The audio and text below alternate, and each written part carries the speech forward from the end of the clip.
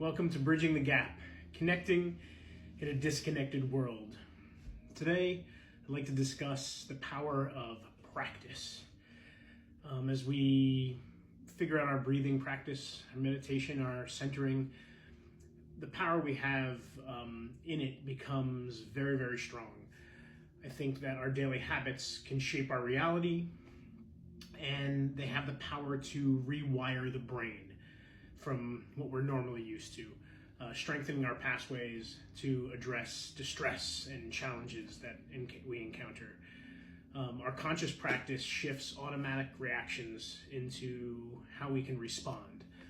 And if we practice that more often, that will become the norm. That'll rewire how we take in information and send it back out, and what those choices look like. Our phones, our devices, they're weapons of mass distraction. So when we can, although you may be on one right now, unless it's being used for something peaceful, connecting, find time to get away from it, put it down, or just even if you're listening and putting it away right now, put it on do not disturb mode while you're doing meditation or at different points of the day, whether you need to breathe or not. Do not disturb mode is great. It's fast. It silences all distractions and lets you focus on what you need to focus on. I think that there are also different methods that people use in practice, whether it's sports or music. When I was in college in dance, I read this great book by Irene Dowd called Ideokinesis. I think there are different revisions now, but it talks about going through those practices in your mind. So before a show, before you play something, before you perform a sport, visualizing it in your head and in your mind and playing out that same repetitive practice that you have to perform as well. And that alone, without even movement or actually playing, can create great intention for that practice, even if you don't have the space or the time to do it. And as we do this, hopefully this becomes part of our practice. I think it's a discipline that you have to be committed to, and we'll set that as our intention to inhale the commitment of well-being for ourselves and others, and exhale all that other doubt and challenges that something can't change with our good intentions. So we take a moment to find a restful position, comfortable, eyes closed, eyes open, eyes slightly closed, whatever you'd prefer, whatever makes you feel most comfortable. And this simple practice will just be returning to the breath, connecting with our breath so that it creates lasting transformation. And if there's any distractions or thoughts that come into your mind during this practice, just let them go. Thoughts are okay, and we'll let them pass through. So we'll start by breathing in. Just normally find where your breath is. Find how you are feeling today, and let that out with clarity and calmness. Just focus on the breath. Focus on your inhalation and exhaling. And just coming back to this practice. Inhale and exhale. Everybody's going to have their own pace, their own rhythm, and we want this practice to fill us with a sense of calm and centering, a place that we can come back to in a moment's notice.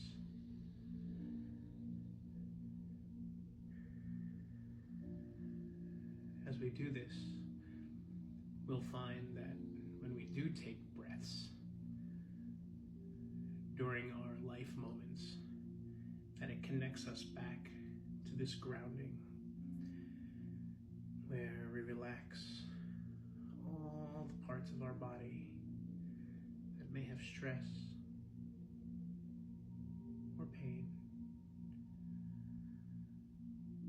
just need to release.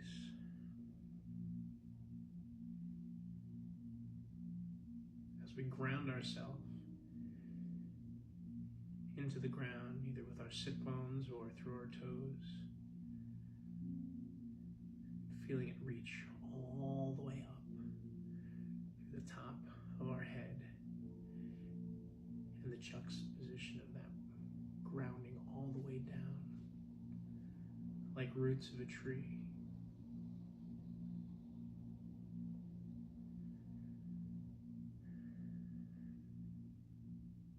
If you find that you hold tension in your shoulders or your back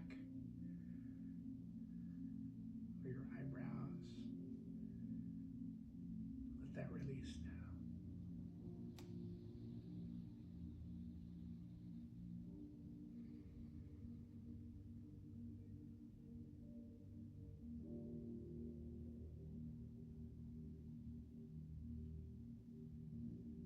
Continue the breath.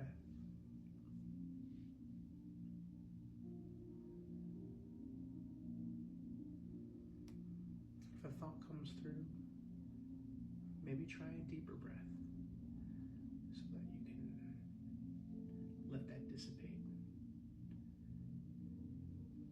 while you calm your mind and your body.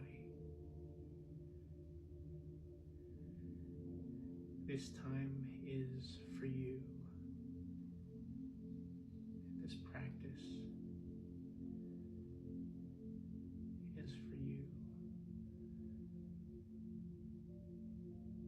so that you can then share that true nature of yourself with anything you need to encounter.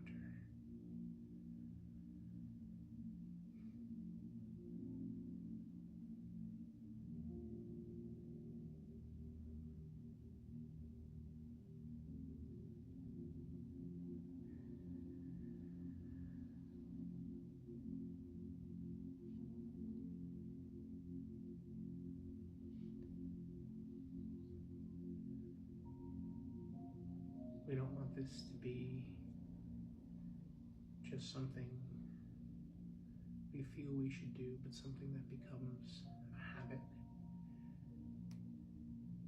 that becomes part of us.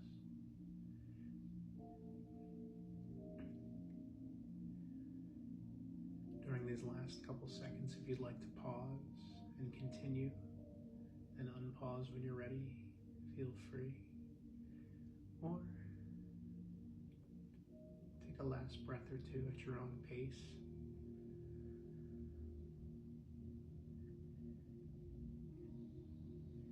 And know that these 5 minutes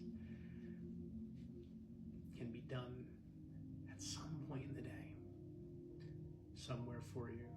So as you feel free to join us back when you're ready. I'd like to talk about the kindness and patience that shapes us. This mindfulness is needed for ourselves to practice and get the momentum to build up and become part of our everyday being. Like eating, it's faster than making food and eating, and can have a benefit, even if for just 5 minutes, that can spread throughout the day and you can come back to it any moment. So it doesn't need to be perfect, it just needs to be persistent for you so that you can give that to others that you may be supporting as well as yourself. And I'd like to leave you with a quote by Aristotle today. What